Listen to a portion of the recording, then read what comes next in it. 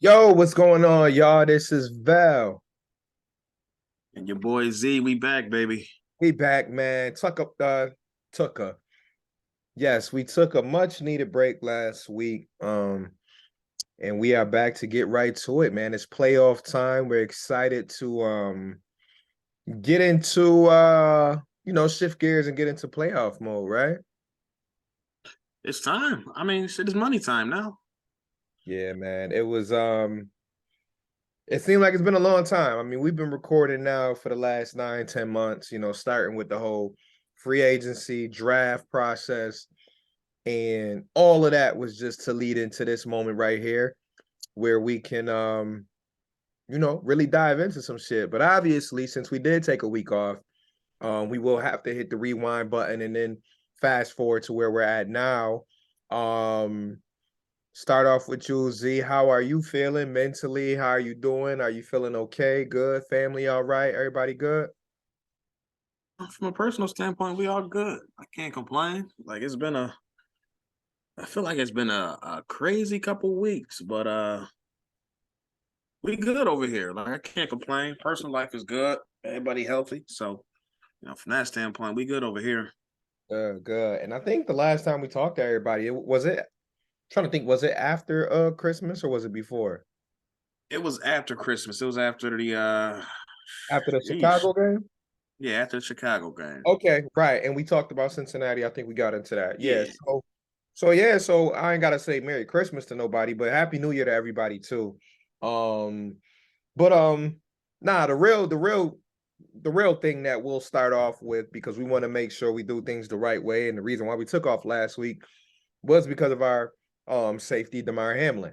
As most Bills fans know, and as people know around the country, um, it's been a rough week and a half for Buffalonians, even just fans of sports and honestly fans of humanity, right? People who have a heart. It was a tough time. And as you see on the shirt, I'm still repping prayers for Damar. Um, it was a crazy week. As most probably know too, the Cincinnati game did not happen. I think it went 9 minutes into the game or 8 minutes maybe. Yeah, 9 minutes in. Okay, about 9 minutes in. And just real quick, we'll touch on like how you felt that day when that moment happened when Damar Hamlin made that tackle, and then just kind of fast forward to how you're feeling now about the whole situation.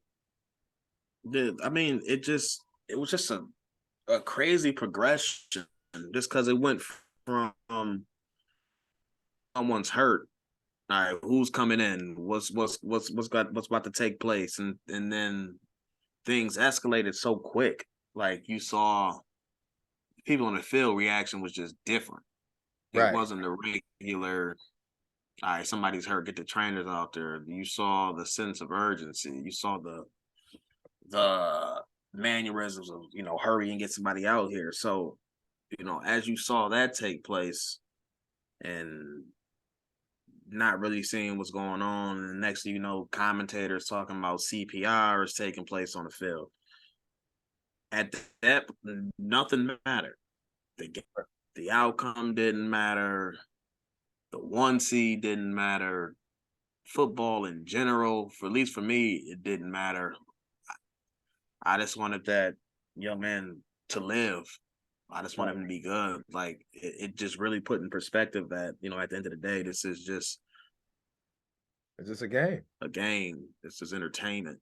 Entertainment. But when you see someone literally fighting for their life, you know, It's not the other happening. stuff it didn't matter. You Right. know, I was just glued to the couch. I was glued to my phone. I'm refreshing Twitter every 5 seconds. Like, just give me an update, give me some good news, just give me something that this is somehow trending in the right direction. Right. So that you can But sleep better. yeah, I mean, I think I probably woke up 5, 6 times that night. I've had a terrible time sleeping. Every time I woke up, I grabbed my phone. It's like, please don't see anything terrible. Right. You know, just hoping for anything positive. But it Facts. was it was a crazy couple days, man. Like, oh, I literally did not care about anything football related. I'm like, yo, I just need this man to live. Right. I mean, I just felt for him. I mean, his mom and dad in the crowd. You know, I just felt for the players on the field having to see that, because I mean, seeing CPR for on anybody is a traumatic experience, let alone someone that you know, someone that you love, someone that you battle with. Right. You know, so I just felt for anybody who had to visually be there. It was just a tough situation all the way around, man. Last week, I just kept updating my phone like crazy. Like, yo, I just need to see some positive news. I need to see progress. I need to see him showing signs of life, showing signs of having neurological function, make sure his lungs working. Like, just everything was just, yo, man, I just hope he's okay. Facts. Yeah. That's all that mattered. Yeah, I was on the same wavelength, and obviously, like I said, we'll skip forward to, his status now. But yeah, me and the family, me, Ev, and the in-laws and everybody, we were out at Riverworks that day. And I'll just run through it real quick because I do want to get to the positive side of things. And we were hyped up to obviously be out, enjoy a big Monday night football game, right? This was supposed to be like one of the games of the year. Your screen a little frozen. Sorry for the people that's watching on YouTube. You know what I mean? Sometimes, the connection be a little we not in person right now, but we gonna make it work. You good now though, Z. But like I was saying, we were out enjoying the moment, and then boom, the tackle happens, he goes down, and kind of like what you said, I'm initially like, okay, shit, Taron Johnson just fell out, and he just is on the sideline. Now we might be down at safety. I'm just starting in my head to think, all right, who's really the next man up? Because we've been yelling next man up now since week one. Yeah. So I'm in my head like, all right, boom. But then kind of like what you said, you go to the players' faces, you go to them breaking for commercial and then coming back, then them breaking again and then coming back. And we like, wait, how many times they gonna break and come 16. back from commercial without giving us anything? And then, like you said, eventually they said, okay, they're administering CPR and they're doing this and they're doing this. And it was like, you look at Josh's face, you look at Steph Diggs' face, you look at Jaquan Johnson's face, Saran Neal, the list goes on, and you're like, no, this is horrible. So like where I was at, I kind of had to step away from everybody for just a little bit because I was really trying to focus. Like, I'm like, this is not even a talking matter for me right now because I'm trying to focus on the screen. I'm checking my phone too, and I'm just like, what the hell is going on? But I say all that to say I was kind of like you, rolling around that night, even the next day, just being at work, touching my phone, looking for updates, nothing. That next night, couldn't sleep much because they just kept saying critical condition, et cetera, et cetera.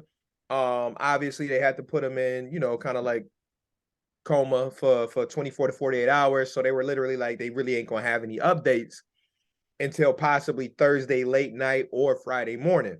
When the news finally came that he awakened, opened his eyes that Friday morning, that Friday afternoon, ecstatic. That was like one of the best news ever. And I'm sure people around this country and around this world who are just sports fans, and like I said, fans of human, it was like a big weight was lifted off your shoulder. Like, especially when you saw he was able to wake up, he was able to write down, you know what I mean? Obviously, we all know by now what he wrote down. Did we win? And we know what the doctor said. Yes, you won. I think it was you won the game of life or something like that. But something cheesy, but guess what? It was something that you can't take for granted, man. And I tell this to people all the time. This is my main lesson that I got from it. Like, I'm pretty sure everybody took something from it, but my main thing was like, number one, value every breath that you take, but also remember that these athletes and even entertainers are more than just that. These people are human. They're not just a jersey number. It's not just about touchdowns and interceptions. It's not just about tackles. These people have families.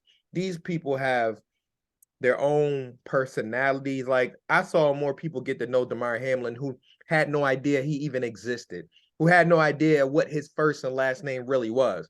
Maybe they knew what number 3 was, or maybe they heard Hamlin, right? Because he's been, what was he? When he got hurt, he was like the second leading tackler on the team, or the leading tackler on the team. I don't know, one of those. Something like that. Like, he been flying around all year. It's just that for the average person watching, they might not be able to know like who he is, what college he went to. And it was just amazing to see, like I said, we want to flip it to the positive, how much people helped. You know, the 8 million plus that was raised. Shout out to the medical staff, the team members that came and comforted him as he was recovering. You know, I'm pretty sure he was getting tons of messages, and I'm pretty sure he got tons of messages from people and athletes and celebrities. He had no idea even, you know, whatever. Like I saw him on when he finally was up on FaceTime with like Meek Mill and Mike Rubin. Did he know them Right. before? Yeah, I don't know. But it's just a blessing to see all that love, man. And it shows, and I'm pretty sure you took this away too. And I'm about to ask you what your biggest takeaway is as we move forward, but it shows how much we can do as people when we spread love instead of hate, and when we come together and pray.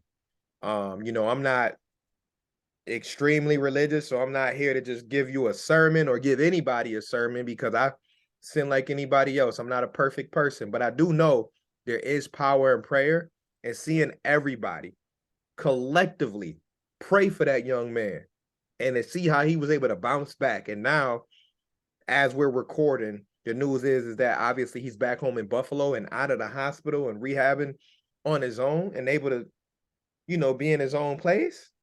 Come on, man. But what was your biggest takeaway from that? And then, like I said, we can move forward and we can zoom past the Patriots game a little bit. I mean, we can talk about the Hines touchdown, but yeah, you know, I mean, this time a week ago, he was still critical, like still didn't know if you he didn't know would nothing, right? live or die, if he still had full brain function. And you fast forward a week and he's home, Crazy. talking, walking, living, laughing. Wow. Like it just really puts things in perspective. Like just like you said, man, it's beautiful to see how the world came together to show support, to show love, to donate, to give, to pray. Like it didn't matter what race, what gender, what ethnicity, what Political sport. It background, didn't matter. It just was people coming together as humans to right? support Damar and to support his family and his friends and all the people who, you know, love and care about him. So I mean, honestly, it was just beautiful to see the world come together. I mean, even from a financial standpoint, $8.7 million was raised in a week and And one, 10 days, yeah, 10 days really, altogether. yeah, like 10 days altogether. But yeah, literally, Like it's just, yeah. and the biggest thing is like he went through this big, massive, life changing event, but based on that, like how much more good can he do through his organization now, just based on what he had to endure? So like it's just it's crazy to see how this all continues to still work together. Because like yes, he had to sacrifice a lot. He's gonna have a long road to recovery. But now look at the outcome. He can do so much more good, so much more giving to help the children that he's already worked with and the countless others he's going to work with moving forward. So the fact that just somehow has a positive outcome is crazy. Right. Yeah, I was trying to figure out the timeline in my head because I couldn't remember if it was Friday or Thursday was the first update they had where he opened his eyes, but I think it was Thursday when they said last Thursday when they said that he opened his eyes, and then Friday was the day that he did the Zoom call with the teammates, because I think I remember that part. It was like Friday morning or something before they had Yeah, their that's because he was able to squeeze people's hands and communicate with the writing, and then Friday he was able to had the breathing was talking and right. do the Okay. Zoom Yep. call with the Okay. team. Right. Yeah, because like I said, everything was so much together because everything was like Yeah, it was a like we were blur. in the, yeah, it was like was in the middle of a movie, to be honest with you, and like we were just Yeah, and everything escalated so fast. Like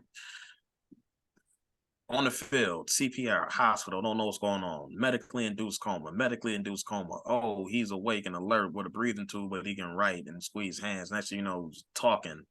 Next thing you know, Zoom call. Next thing you know, FaceTime and friends. Next thing you know, watching a game, jumping up and down. Like, what is going on? God, man. Like I tell people all the Yeah. time, like I don't know what everybody believe in, and I'm not one to tell you what to believe in, but you can't tell me there's not a higher, there's not a person in charge because I say it all the time, right when we think we're in control, someone else reminds us that we're not. We're all on God's time, and if you ask me, and it was his time for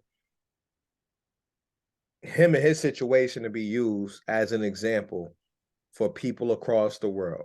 And that's really what I got from it too, was like, unfortunately, him and his body was used to show people that things are bigger than what they think are big. Like you had people thinking about fantasy championships. You had people thinking about their bet that night. You had people thinking about the number one seed, about, oh, my team, my record, my this, my that, Joe Burrow, Josh Allen. And all of a sudden, we were reminded that none of that matters. Life is valuable and we should cherish every second. So, again, we'll move on because obviously, those who've been keeping up with the story know he's in good spirits. He's back home. And obviously, still continue to pray for him because we don't know mentally, along with the players and the teammates and the medical staffs and everybody else involved, we don't know mentally where he's at. Like he can smile all he wants to, but we know you can smile for a camera and you can smile because your teammates FaceTime you, but we don't know what it's like when he goes to sleep. We don't know if he's having nightmares. We don't know if, he's waking up 10 to 12 times at night because he's reliving the moment or reliving being on the field in Cincinnati. So let us continue to pray for Damar and for everyone involved, man. Let's continue to give credit where it's due. Of course, again, those first responders, the people that work in the hospital in Cincinnati, the teammates on both sides from Cincinnati and Buffalo that came together and decided not to play, the coaches. I'll say it again. My coach of the year is my man McDermott. It is what it is, y'all. They can leave him out the convo all they want to, but after all he been through, losing 100%. I agree with you. Losing his top free agent, losing arguably his top safety, one of his all-pro safeties, having to play 3 road games in 12 days and all of that mess. Like it's just been so much. And McDermott, again, salute. If ain't nobody else gonna give you credit, we're gonna give you credit on this podcast because he deserves a ton of credit. But we're gonna fast forward to the actual game that happened. Outside of, we know that they clinched that 2 seed. What was your favorite part from that Patriots game? Bro, I mean, took the opening kickoff back. Like, I mean, that's the obvious, right?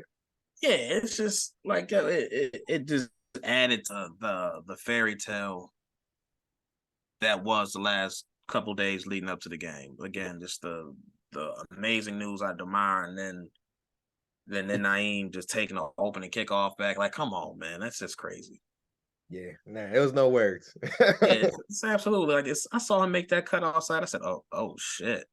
I said, oh, he about to go. And I said, hold a second, somebody no foot race? Ain't nobody catching him. Yeah, man, that was amazing, man. I've been through some amazing moments at the stadium, especially in the last 3 years. Right. But I think with everything involved, that was definitely one of them. I still bring up the New England game last year in the playoffs as a magical moment, just because we straight up spanked them in the wild card, and like the stadium was just lit. I don't know if you were there. Did you go to that game last wild card? Oh yeah, I was in there. Like that was a magical night. Like Yeah, it's it was crazy. that was just magical. But it was just like, nonstop. yeah, Wow. just slaughter fest. Yeah, it was wild. It was crazy. But this one, obviously, because of the meaning behind everything, like the emotion involved, like, me and Dennis won't get to our seats an hour early for nothing. We got there an hour early in our seats. We was just waiting like everybody else to see what they were going to do pregame. And then, like you said, for Hines to take that to the house, it was like you look around like, Yeah, like, yo, did that just happen? Like, is we serious right now? Like, so definitely amazing. Any other takeaway from that game? Because I know we pretty much dominated that game. You know what I mean? I know they kept it close. I mean, it was nice to see Josh connect on a couple deep passes again. It's been a while, so I mean, it was nice to see that. Right. You know, hell of a throw to Diggs, hell of a throw to Perfect. Smoke, hell of a throw to Davis, which ain't end up being a touchdown. But Oh I man. mean, Oh man. but Josh throwing that ball out there. Granted, I mean, he was looking shaky. Is too strong of a word, but in between those, he was looking a little meh. But again, he scored 35 points. I can't really say nothing negative. So That's where I'm at with it, man. 35 points, like you said, connected on 2 bombs, almost 3 bombs. Running game still look good. Like, bro, at this point, I was looking at the stats the other day too, like top 5 in almost every category on offense and defense. mm-hmm. On almost every category, like breaking down yards, points per play, this and that, blah blah blah. Yep. Like, damn near top 5 in every category. And we sit here in Buffalo like, yeah, but it's like, yo, bro, top 5 in every category is damn near one of the hardest things to do for any team, because we all know you're gonna have strengths, you're gonna have weaknesses, you're gonna have. I mean, shit, you can't spread out your money everywhere. Like, it's impossible to almost have talent in every part of your football team. But Right. the Bills have found a way to do that, through the draft, through free agency, through development, and yeah, it was good to see all that. But we got to scratch all that because we knew. I think most people knew, with everything that was going on going into that game. Excuse me. We kind of knew that we will probably take that win and, lock in whatever seeding we had. But looking into Miami, we know there's no Tua. This almost feels like how I felt when we were going into the Chicago game. I ain't gonna hold you, like, where I was just like, yo, Z, you can tell me a couple quick things you got on your mind, but we already know where this is going. But I'm gonna respect the opponent, and I'm gonna respect your opinion. So anything that has you concerned going into this game, or from a confidence standpoint, are you just right there where it's like, listen, we got this. Let's just make sure we stay focused. I mean, looking at it logically, I don't think there's any place where the Dolphins have an advantage in this matchup without Tua and potentially without Teron Armstead. Right. So we already know Tua's out. And if you're down your starting left tackle, which is one of the best left tackles in the league, or if he does play in hampered, I mean, your run game is not going to be the same. So if you don't have a run game to try to lean on, I mean, you're going to be starting, more than likely. So you can be starting Skylar Thompson. I mean, you lose that ability just to run your RPOs because he doesn't have the same type of athleticism. I mean, he's really not a rhythm passer to the extent that even Teddy Bridgewater or obviously Tua is. So that take your 3 steps, get the ball in stride to Tyreek or to Waddle. I mean, you losing your fastball. Defensively, I mean, they've given the Bills some hard time a little bit, but at the end of the day, Josh and the offense is still putting up 30 plus every time. Right. So the blitz has been giving them some issues, but not to the point where I don't think they can compensate the loss of Tua. Like, it's a wrap. Yeah. Bro, the spread is already like 13.5, and I will be surprised if it don't get bigger. Yeah, it's crazy. And I'm not even trying to be funny. I don't think Miami got a chance of hell. I'm not even trying to be disrespectful. I'm just looking at the matchups. It's like, where are your points coming from? Because granted, we know the Jets have a very good defense, but y'all put up 9 points. So you come into Buffalo in the playoffs with Skylar Thompson, right, and you know the offense is going to put up at least 25, 30 plus. Right. I'll say this. Where's those points coming from? I'll say this. The only thing I can see that works in their favor, as far as if they wanted a glimmer of hope, is that they really playing with house money. So it's like, if they ain't got nothing to lose. Right, they got nothing to lose. So if they come in there, I'm talking onsides, kick, to start the second half. You know what I mean? Or onside kick to start the first quarter, whatever.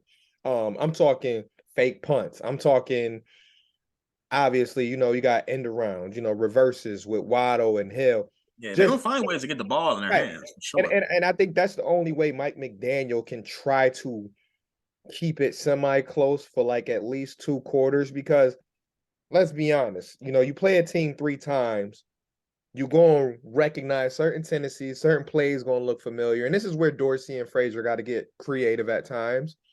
Even though I don't think they'll have to do too much, but when you play somebody 3 times, you got to bring a couple things out the bag. Like, I'm sorry, all that vanilla. No way around it. Yeah, like you got to get creative because that team has already played you twice, and both games were decided by 3 points. So I think, obviously no Tua is big, but with the spread, with the spread being what it is, and with so many people that we already know is going to be automatically picking the Bills, I think that the Dolphins is going to come in the game like, listen, we in the wild card. We know we in here with our third string. Let's just go out there and wing it. Let's get creative. And that's what the Bills is really going to have to focus on, is just being disciplined. And that's the word that we know McDermott uses all the time, is as long as they discipline, like defensively especially. Like offensively, I'm not worried about Josh Allen in a playoff game. Like he's shown in his, what is it now, 5 years, that he's at his best in not only primetime games, but in playoff games. Like that's last couple years, he's just been lights out. So I'm not worried about what Miami going to do defensively, because they're also banged up as well. But I think from an offensive standpoint, we got to watch Waddle. We got to watch Hill. Like I said, I don't think Raheem playing, but I think they might have what's that other running back? Is it Wilson? Yeah, Wilson. Yeah, Wilson. And then they got the other Wilson too, Cedric Wilson. Obviously Mike Gesicki, who they don't use. So right. So we just gotta wait. We gotta look for the for the, like I said, for the fluky stuff. Fake punts. I just think their path to victory is so small. Like the thing They is, can't make no mistakes. Yeah, I was gonna say their margin of error is Extremely non-existent. Yeah, They can't turn the ball over at all. They're gonna have to hit on a couple big plays, because I don't see them being able to march up and down the field all day. No, like, I can't see them Skylar Thompson is not going back and forth with Josh Allen. Right. I don't see them being able to score 10, 12, 14 play drives. They're going to have to be able to hit over the top or catch them in stride on a slant and hold one of their big play receivers. And not with a 90% healthy defense too. Like the Bills defense is about as healthy as it's going to get. Now we ain't mentioned Micah yet, but having Micah eventually, not this game, is going to be big too. But you got Poyer back there. You got Tre'Davious able to get his first interception under his belt this season. Whether it's Elam or Dane, we'll see. Could be Benford in there. Who knows? Dean Marlowe. But the linebackers are playing great. Taron Johnson is playing absolutely great. I love how he's playing.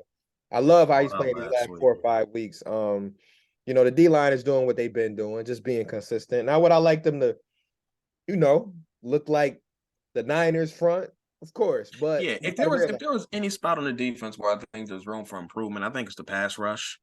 It's still not consistent. Like it kind of looks like it did last year, where the pressure is getting there, they're beating their man, just can't get them down. Yeah, it's really not causing havoc like that for the quarterback. Like even last week, Mac Jones looked pretty comfortable back there for the most part. Mac was like, granted, he got smacked on that first drive. Oh yeah. Outside, I thought he was going. I didn't know he was going to get up for a second. But outside of that first drive, he got hit. Yeah, he was comfortable back there. So I mean, the pass rush definitely got to step up. Yeah, they got to. Yeah, it's money time now. Like playoffs, like we talk about the quarterback stepping up, but I think I agree with you from a defensive standpoint. I heard some people worried about the secondary. I'm like, I'm not really worried about the secondary. Yeah, I'm not worried about the secondary at all. I know Tre'Davious is going to come to ball every game. I know Poyer going to ball every game. I'm happy they threw Marlowe out there. I know Marlowe got the experience. Exactly. I'm still confident. I'm sorry, I said that. I ain't worried about Elam. Yeah, no, I said I was excited when I saw Marlowe as the starter, But then I also said that I'm not worried about Elam at all. Like he No, gonna get his. niggas in I'm not. position. Like, listen, leave. I said it to somebody. I said I'd rather them leave him in there and allow him to take his bumps and bruises than you throwing in Dane and we watching the same thing we've been watching for the last 2.5 years. Mhm. Athletically, he just can't match up the same with some of these receivers, and they're going to see some great receivers. So I'd rather No take way my around it. chances. I'd rather take my chances with a gifted corner like Elam, athletically, long arms, got the physical traits, then I know he's trusted, but a guy like Dane, and I know Dane ain't going nowhere. I know he'll still be on the field, but I hope they continue to allow Elam to get reps because I'm just like, dog, we gonna need one of those athletic plays in one of these games, to close out a game, Yeah, and if Buffalo gets out to any type of decent lead, we talking 10 points, 14 points. I need these corners to start getting picks left and right. oh yeah. Because if Miami gonna have to start playing from behind, Well, bring that's those what happened corners this last forward, week. and let them boys eat. Right. Well, that's what happened last week. In the second half, we had 3 interceptions. Mm-hmm. Like that needs to be what we feed off of. Okay, when a team is pressing, when a quarterback is pressing, this is when we need to tip the ball. This is when we need to step in the lanes. And that's why I love our linebackers, because I feel like we have the perfect duo at linebacker where if you make one little mistake, we're going to pick that ball off. And that's why I'm glad to see Tremaine, come up with an interception, because I'm like, he need to develop that knack where if you throw it in his direction, not only will it be a deflection, but he going to pick that ball off. And if he adds that in his repertoire as like his thing, because I really thought he had two, but I look up his stats and Bro, he only had one. he was about an inch or two away from having that pick six. If I don't know if you saw it. Yeah, I Replay of it did. in I the watched it stadium. back. I watched it back. Yeah, he was about an inch and a half away from taking that right to the house. Because that quarterback ain't see him at all. Yeah, like I said, if he can develop that knack and add that to his repertoire, man, of just breaking on the ball and coming up with it, oh yeah, it's scary. Because like I said, that's like you look at the defenses left in the playoffs. We got a couple elite defenses in there. You got the 49ers, you got Dallas. Philly, I wouldn't say is elite, but they got a top 10 defense. Yeah, Baltimore has been the second half of the season. They've been playing at an elite level. Okay, we'll throw Baltimore in there, but I think if Buffalo want to make that jump as that Super Bowl caliber defense, it's the turnovers. If they can come away with some big turnovers, because teams are going to press, knowing that Josh Allen is on the other side. It's just like, excuse me, when we used to play Tom Brady, and we used to have to think, oh shit, we got to drop 30, we got to drop 40 points if we want to beat Tom Brady. That's how they looking at Josh Allen. Like Josh Allen right now, outside of Pat Mahomes and Joe Burrow, because there's only 3 right now. Like after this year is over, like we done seen 17 games, and I know 16 for us. We done seen 17 games, and with that sample size, and I know some other people got hurt, but the cream of the crop right now is really Pat, Josh, and Joe Burrow. It is what it is. And when you play them, you got to press a little bit. Because if you ain't got one of those 3, you're going to have to press. And that's when our defense has to take advantage. And I think they will. I think that, with Poyer back there, again, with Tre'Davious, with Milano, with Edmonds, with Taron Johnson, I still think he's due for another pick 6. I mean, he do one a year. So I think Taron is due for a pick 6. If he gonna get a pick, it's gonna be a pick 6.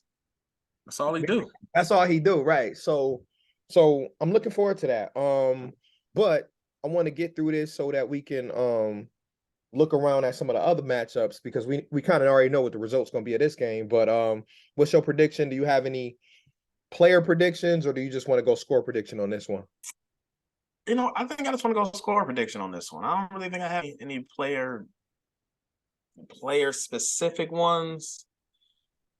Actually, no. I will say this. Steph Diggs, I'm going at least 115 yards and 1 touchdown, and I don't even think that's a bold bet. It's not, but him against Xavier Howard is always a nice, fun matchup. Yeah, Steph is gonna get his. The amount of man that Miami runs, the amount of blitzing that they do, it's gonna be 1-on-1. They're gonna catch him. more often than not, I'm picking Diggs in that matchup. Pretty much him against anybody. So I think Diggs is going to have a big game. I also think Gabe Davis is going to have a couple big catches. Okay. I'm not saying 98-yard catches, but I think he'll make a couple big plays. Would be nice. Enough to get people off his back for a week. Keep him Right. quiet. Yeah. But score wise, I really don't think this one is going to be close. I just don't see Miami having enough from the quarterback position to really put up the points needed to really make this game close. So I'm going probably along the lines of 34-13. Okay. I think it's gonna be a sizable win, just Okay. from the lack of firepower. Without, I mean, you rocking with a third string rookie in the playoffs. Like it's Against a top 5 defense. yeah, it's not a great matchup. Right. Okay. 34-14. All right. So 13, I ain't giving them 2 touchdowns. 13? Okay. Yeah. Yeah, if I had to go anywhere, what we did, New England last year, I think we did in 47-17. So I won't go there. Yeah, they damn near dropped 50 on them. Right. I think the potential is there, but I just can't predict it. Yeah, okay. So Miami, being that we playing them for the 3rd time, I'll give us 30 points and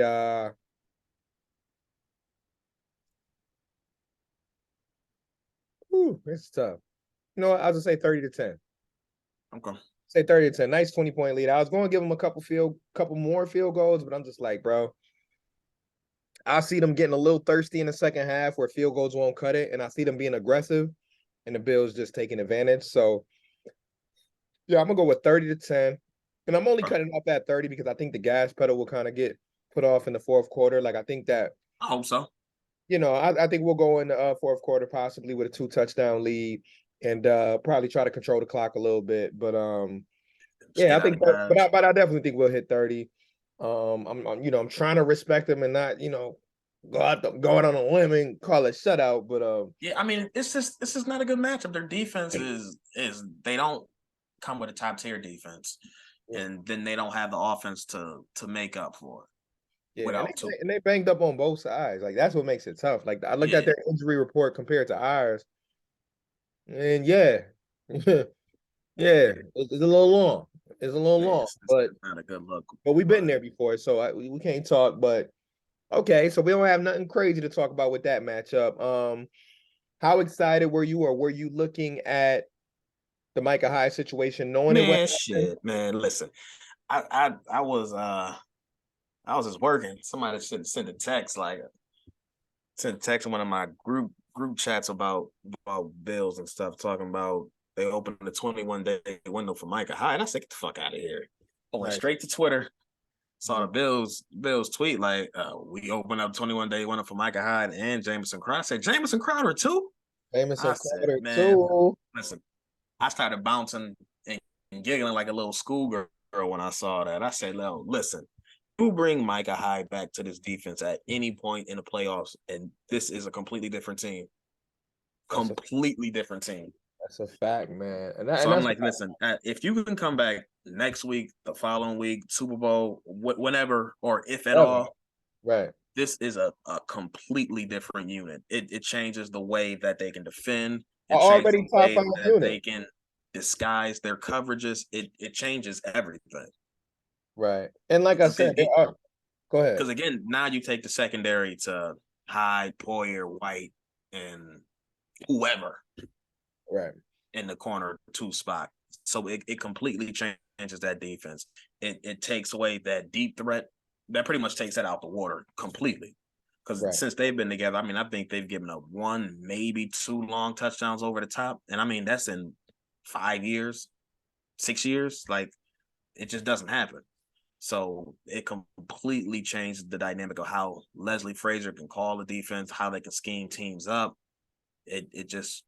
It's a complete game changer if Hyde can actually come back. Crowder is also, I think, could be a big piece if he's ready to roll too. He wasn't even in a red non-contact jersey. My man was just practicing. So he's ready. My man been out since like what, late September. So yeah, it was fairly early when he got hurt. So like if he can hop back in there, that opens up so much more for the offense. Because again, someone that can play inside, someone that can play outside. who's been reliable throughout his whole career. His only injuries has been his only issue. Right. He's never been on the play or on the field. So if they can redevelop some chemistry, that gives them, again, just a lot more versatility. So like, I was excited as all hell when I got the news. So I'm like, listen, Yeah, it's take real. care of business this week, and let's see where we at next week against Cincinnati. Because again, if you roll out Micah Hyde against Cincinnati, I feel so much better about those matchups. Yeah, that would be nice. Either one. Like, I think the divisional round will be a tough one to call, but I do think that it's possible, being that his first day of practice was on a Wednesday. So, I mean, technically next week. Yeah, 3 Saturday, practices this next week, week, probably a Saturday or walkthrough. Sunday. I didn't check and see. I don't know if they got it up on NFL yet. What are the times for the divisional round? Did they say that yet? I don't think that one's not set in stone until this week is over. I think Sunday night is when they start releasing those. Okay, I see. I got it on the website. So what's next week? Next week is So this week is what? I'm getting these dates mixed up. This week is what? The 14th? The 15th, I think, is Sunday. Okay. So next week they got games at. It should be the same times, except for Monday. Okay, yeah, they got 4:30 game at 8:15 on Saturday. Yeah. It should be the same Sunday. And then 3 and then 6:30 on Sunday. Right. I'm gonna screenshot that because I need to keep up with everything. So I mean, no matter if we play on Saturday or Sunday, I think if we have to play on a Saturday, it might not be a go for Micah Hyde in that situation. But damn, that makes me think about work now. Shit, if I gotta work that Saturday, I don't know. We'll figure it out. But anyways, Shit, but hey, dog, I'm working till 10. No, but nah, we'll figure it out.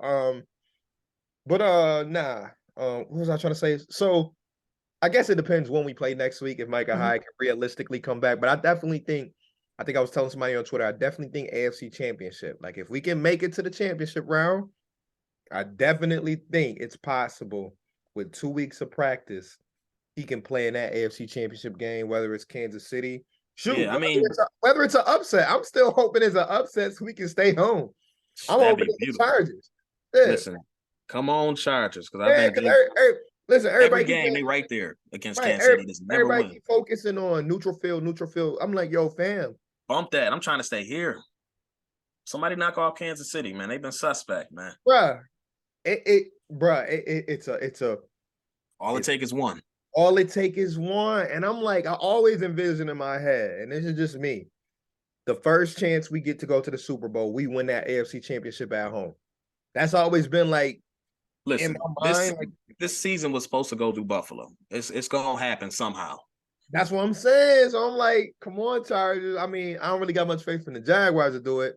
Shout out my man Dre for seeing his team go there, but I said one of only 2 freaking Jaguar fans I know, him and D-Nell. Only Jags fans I've ever met. Right, ever in Western New York. But yeah, I don't got too much faith in the Jags beating KC, but at least with the Chargers, we know they can go toe to toe. We know they got the power. I don't know, man. Jacksonville been putting up points lately, man. They've been I don't know if I trust them no damn divisional round though. I don't know, man. ETN been running hard, man. Yeah, he been running hard, but the lights shine bright. Hey, man, listen. When you go against Patty. Hey, bro, Trevor Lawrence played some big games in his life, man. Listen, when you're going against Patty, that's a different animal. You need a Justin Herbert, like. You don't think Lawrence on the same level is? Hell no, not yet. Not yet. I don't know, dog. I got, again, in no particular order, or we can put top 3. Listen, if I'm looking at the AFC, Pat, Josh. Yeah, Pat, Josh, and Joe, clear cut top 3. After that, Herbert and Lawrence, they were right there to me. Right, Herbert right there, and then I'm still taking a healthy Lamar over Trevor. He's not playing right now, bro. I know. But if we go okay. Okay, but fair enough. If we talking injuries aside, Lamar is probably number 4 for me. Right. He right there. Yep. Yeah, but I'm putting Herbert and Lawrence They neck and neck, in my opinion. Oh yeah. Well, see, that's the only one I disagree. I think Herbert is slightly ahead of Lawrence just because I think physically Herbert can still do some things. I don't know if Lawrence can. Can you? I don't know, bro. I mean, I think Herbert probably has a little bit bigger arm, but from an Right. athleticism standpoint, Lawrence can get giddy up and go. I Okay. mean, he can make every throw on the field. Like, uh, You I know what it mean, is? I just really got to watch Trevor some more. Like I watched him in yeah, college. Lawrence been balling, man. Listen, I watched him in college. I watched him on a couple Thursday night games, a couple Sunday games. But like, Yeah, he's not all the way there yet, but yeah, he's making strides. I think he's right there on that second tier of quarterbacks. right. I'm just saying, if I put my bread on anybody to upset KC, you know who I'm going. It'll be LA. That would be my Yeah, choice, like, or that would be so my pick. with, Because with again, Khalil Mack, every time they playing, and you got Khalil Mack and Bosa. yeah, Yeah, they lose by some weird fluke and yeah. miss field goal Fucking somewhere, and then they Travis Kelsey running fucking right. for 80 yards. Kansas City down 4 with a minute left, and Kelsey get 4 catches for 86 yards and a touchdown on Yeah, the last man. drive. But Hate that motherfucker. But anyways, yeah. yeah, So but we'll go through. Let's go through the matchup. So first matchup Saturday 4:30. We got Seattle, San Francisco. What you thinking on that one? that's my upset of the week, man. I ain't gonna. What? Get out of here! That's my upset of the week, What? man. You got Gino going in and beating San Fran? You want to know why? Because Oh, similar, but not similar. But I'll just say it similar to how people feel about Miami and Baltimore losing. Everybody is pretty much has Seattle as that third team where they're just like everybody's like they're losing their matchup. Like everybody pretty much got the Bills, Cincy, and the Niners pretty much all locked in to win their matchups this weekend. And I'm just like, I'm like the Seahawks. The last time I checked, they played the Niners pretty well. And then on top of that, again, one of these matchups where they're playing for the third time, somebody's going to win that's not supposed to win. So here we go again with another team playing somebody yeah, 3 times. another division, right. So I'm just like, bro, something spooky going to happen this weekend because the writing on the wall, obviously, for the Niners to just end up in the NFC Championship. Like they just been playing at an extremely high level. I mean, elite defense. You're talking about the best defense in football. It is what it is. Mm-hmm. Yes, sir. The rookie quarterback been playing well, doing his job. Kittle is playing out the world. I think Debo is going to be fully healthy. I'm trying to think who else they got. Obviously, Brandon Ayuk and all of those other guys. So, like, from a skill standpoint and from You a didn't even mention Christian McCaffrey. Come all right, on, oh man, I forgot my man McCaff. So, like, it would be a big upset, but it's not. Bro, that's an understatement. But it's not like the Miami and Baltimore situation where it's like it's like damn near impossible. Like it's possible. I mean, I think it's in the square point. I mean, it's in the standpoint where anything is any given Sunday, but nah, I don't see this one. Like Seattle, in order for them to win, and this is against anybody, they need to be able to run the ball. Like Kenneth Walker gonna have to get busy Right. in order for Geno to really drop back and throw and be able to get everything off. It's just that, San Francisco's run defense and defense in general is just so good. Like, I just don't see them being able to run the ball consistently to the point where I think they'll need in order to make this an upset. And that's Saturday's game at what time? Yeah, that's the first Saturday game. So that's first game of the playoffs, Saturday at 4:30. Okay. So again, I mean, their defense played San Francisco good their last matchup. They kept them to 20, 24 points, somewhere around there. So, right. They can do it. I just don't see them being able to move that ball on San Francisco. I respect it. I mean, listen, that's the favorite. Yeah, the wild card is still Brock Purdy, though, because again, I mean, he's in a great system where Shanahan look like you're going to drop anybody in and play quarterback, but it's still Brock Purdy. So something go wrong or Seattle get ahead and somehow get 2 quick scores or maybe a kick return or a fumble or something like that, and it's 10-0. Then I'll be interested to see how that offense battles back, because again, since Brock Purdy's been in, they've gotten the lead and just held down the ship. Granted, it usually got bigger because they've been putting up 30+ points, but none of that's been from behind. So let's see if Seattle can get a little bit of a lead and then put some pressure on Brock, and then see what happens. But you got Niners, right? Yeah, I'm picking Niners. Okay. I just don't see Seattle being able to put enough points up. Okay. All right. So you got Niners. I got Seahawks. And what's the second game Saturday? Yeah, Saturday night game. That's your Chargers Jacksonville game, which I think is a hell of a matchup. Great matchup. I have no idea who's going to win this game. I still got Chargers because I need the Chargers. I'm gonna feel bad. Yeah, I'm gonna feel bad for the Jags fans because obviously they ain't been in the playoffs in what 5-6 years. But I don't know, man. I I feel like Chargers should win this game, but Chargers find ways to lose games all the time. They should win. I So, mean, so what you got, man? Brandon Staley's been coaching scared. My gut is telling me Jacksonville. That's what I'm thinking Jacksonville.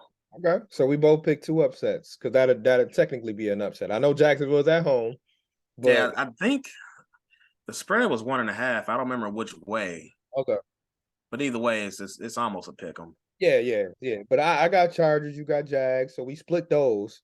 So Yeah, next game Sunday at 1. Obviously, we already know Miami Buffalo. We oh both got Buffalo for that. Afternoon game Sunday. That's Minnesota at home against the Giants. I got the Giants. I got the G-Man. I think I do too. I'm rolling with Dave's, man. Yeah, it's just Minnesota has just been feasting off of these one-score games, and that's just not sustainable. It's going to be interesting though to see Kirk in the playoffs. I don't trust Kirk. And that's the scary part. It's like, will Kirk really have that moment? Like they've been saying he's been one of the clutches fourth quarter quarterbacks all year, blah, blah, Do blah. that shit in the playoffs, big dog. And that's what I'm waiting to see. I'm like, if Kirk can bring it in the playoffs, salute. But if he left that shit in the regular season, then it's always going to be same old Kirk. You know what I mean? It's going to be what it is. Like he's been in the league now for what 10 plus years, so it's going to be, oh, all right. So just Kirk being Kirk. It is what it is. Because you can't let Daniel Jones beat you. Yeah, you better not let Daniel Jones beat you. You let Daniel Jones beat you, and you got Justin Jefferson, you got Adam Thielen, you got KJ Osborne, you got Dalvin Cook. Like Minnesota should win, but I think I'm gonna go with the upset on this one too. Like I don't know how big the spread is. And Hawkinson, like yo, why is there's no reason why Minnesota should lose this game, but I just think they will. Yeah, some tell me they will too, but we'll see. I'm going Giants on this one for rooting interest, but I also think that as a team, though, they just play hard for Dable, so I'm gonna just go with the Giants. But like Minnesota should win, so I think Saquon gonna eat. I mean, I think that's the biggest reason why I'm picking the Giants. I think Saquon gonna eat. And I will add that this will probably be the closest game of the week. I think, like Jacksonville Chargers will probably be close to, probably come down to the last 4 minutes.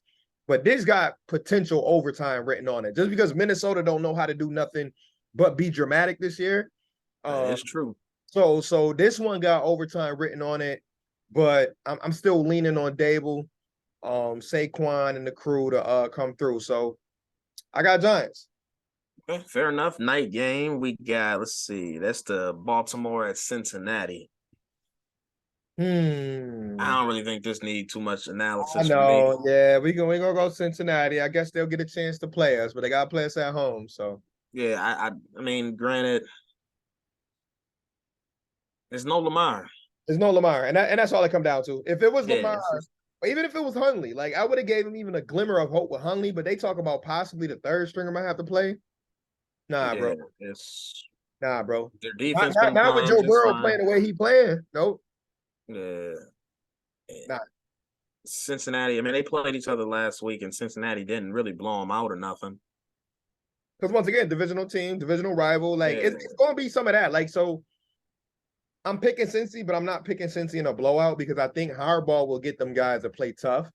So I think like it might be like a 13 or 14 point game, but it ain't gonna be like no damn 40 to like 10 or some wild shit. Like I think Baltimore gonna fight, but yeah, I mean, I think Baltimore's defense is good enough to keep them within striking distance. Like I don't think it's ever gonna be in danger for Cincinnati. But I think that's the difference I see between the Buffalo Miami because I don't like Miami's defense at all. So Right.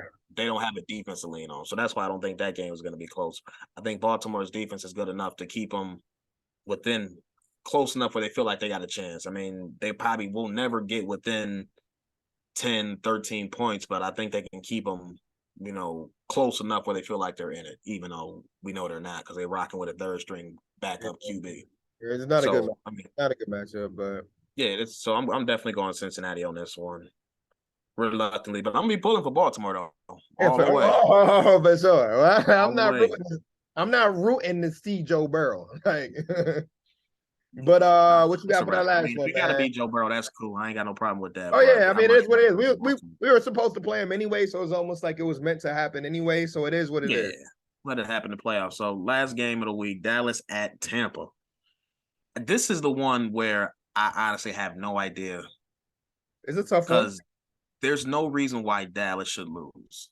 I think they have the better team, but I don't think I wouldn't bet against Tom Brady.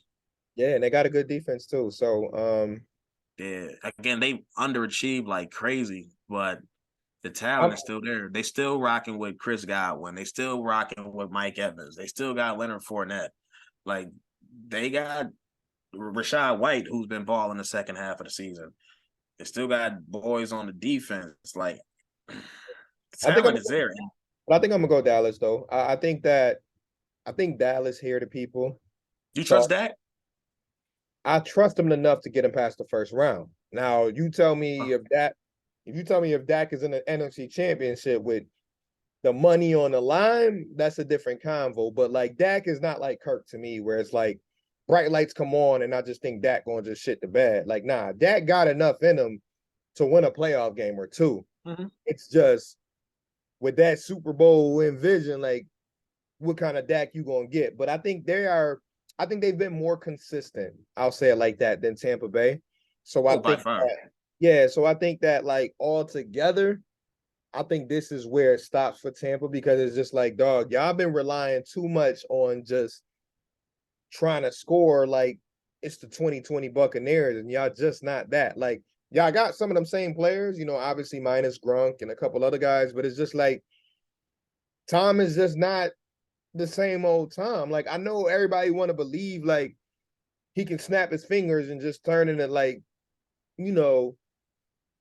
cool ass Tom who can just turn it on, but Micah Parsons and them boys, I don't know. That defense, they can ball. So yeah, but my thing is, I don't trust Mike McCarthy at all. Yeah, that's a point. I mean, they're coaching. If there's a reason why Dallas doesn't really make noise in the playoffs, I think it'll be the coaching more than it would be the players.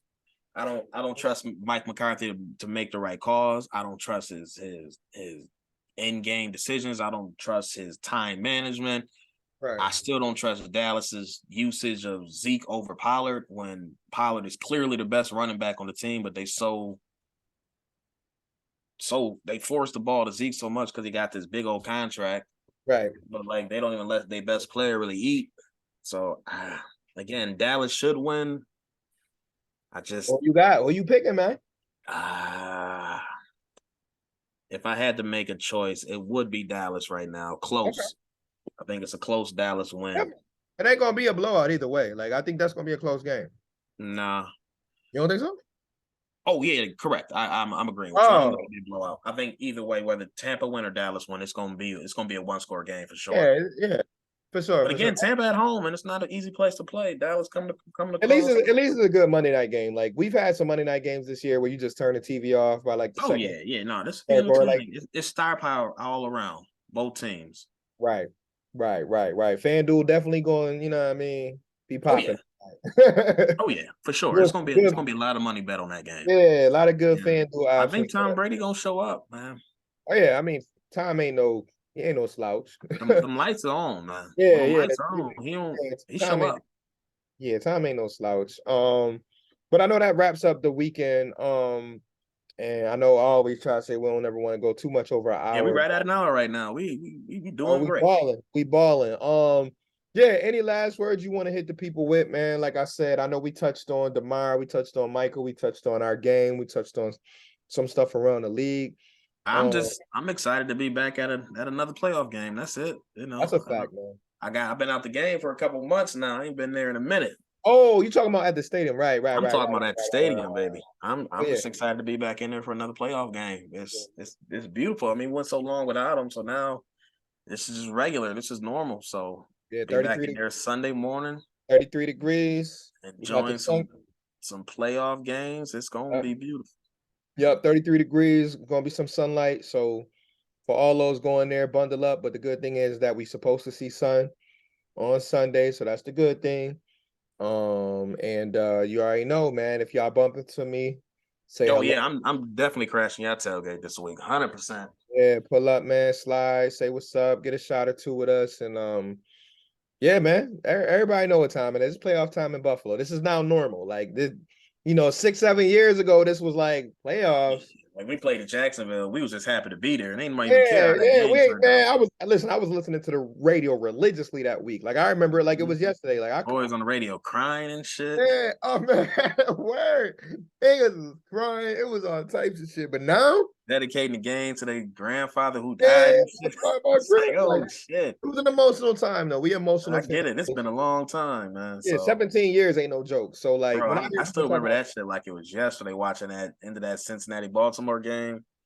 beautiful, Sheesh. it's always Cincinnati, right? Yeah, always Cincinnati. Cincinnati. Shout out to them. But if we play y'all next week, y'all know what time we on. So Any other time except for when they play the Bills, man. yeah, it's money time after that. But yeah, man. So playoff football is back, y'all. Micah Hyde is back. Crowder is back. Damar Hamlin is back home. Don't let that man walk into that stadium. That place gonna go nuts. Stop playing. Yo, listen, we thought last week they was gonna put like a Zoom joint of him on the Tron.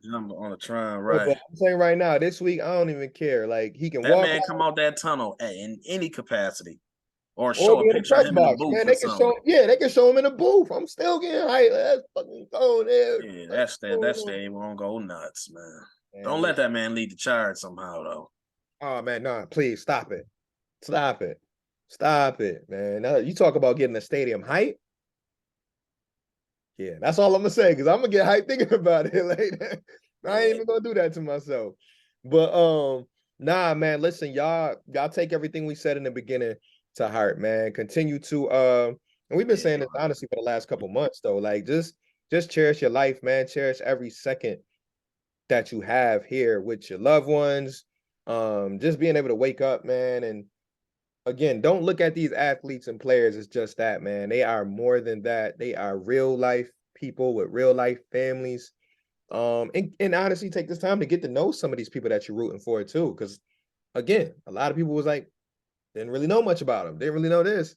Hey, if you're rooting for these guys, hey, maybe dive in a little deeper and just find out the background of some of these players so you kind of know a little bit more about who you're pulling for. But yeah, that's really all I was gonna say. You? Yeah, no, I'll piggyback off that, man. It's funny. We always, like you said, end of our episode, we always talk about, just make sure you give love to your people, be a good person, show love.